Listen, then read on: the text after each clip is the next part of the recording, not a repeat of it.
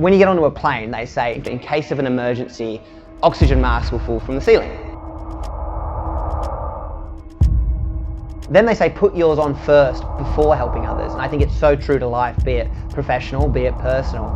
You have to look after yourself before you can help others. And that's what my story has been. I'm Sebastian Terry. I'm an international keynote speaker, an author, TV host of my own reality show, and founder of 100 Things and Kindsum.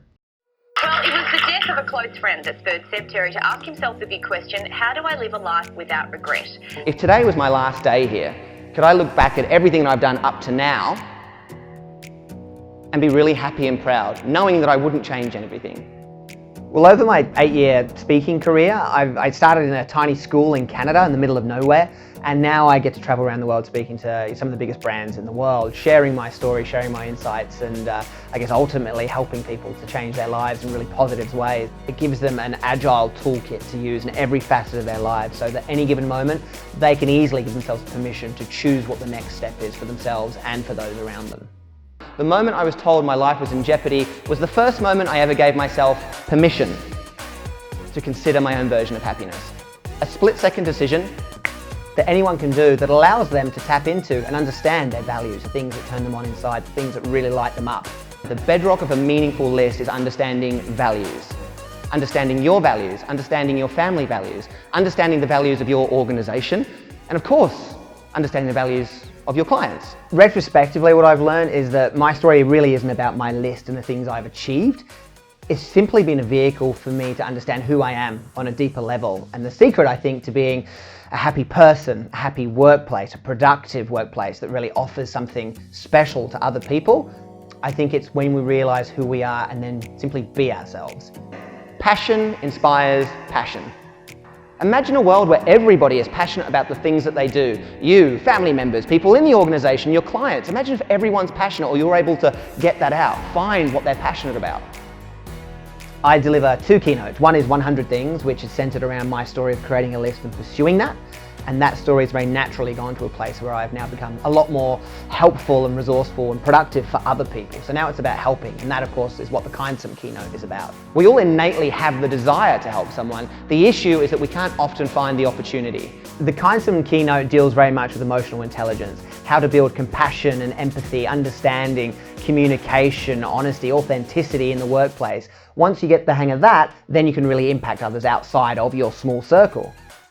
This isn't a typical keynote, it's more of an opportunity for those in the room to give themselves a moment to really see if they're on course. A lot of us either help ourselves too much or try and help other people too much, and of course this is about balance.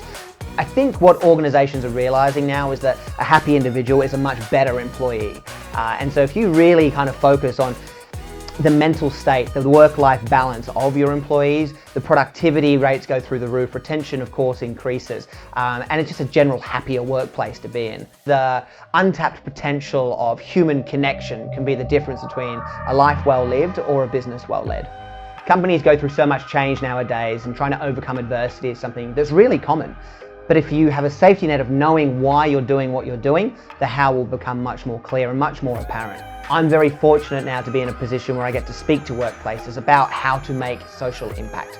You've got to have fun. It's the best way to learn anything. And if you can walk out of a conference hall and say, I couldn't stop laughing and now I'm so inspired and I'm about to take action, that's what you're after. This isn't a story of one man telling everyone what he's done on a list. Far from it. This is about purpose. This is about growth. This is about connection. I wanted to, number 23 on my list, deliver a baby. Now, can I talk about this? The science around helping people is staggering. It makes you a better person. It makes you happier. You live longer. Your heart is healthier. There's a decrease in disease. I mean, it's endless and it's factual. So if you're able to incorporate that into your workplace, you're doing something pretty special. In the same way, the best way to learn to ride a bike is to ride the bike, not just watch someone do it. I now run a lot of these workshops, which have been really, really successful over the past few years. The idea, of course, is if you use the analogy that our life is like a wheel, the spokes are the things that make this wheel strong. In this ideal world, what are your pillars? What are the things that make you, you? What are the things that without, you just wouldn't feel like yourself? And then at the end of the workshops, people are told to take action. So you're going to do it this week? You're going to action that? Today. Today? At lunch. I can be your accountability buddy.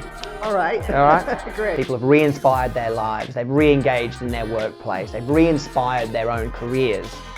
I think we all have the ability in different ways to make a big impact on the planet, and this is mine.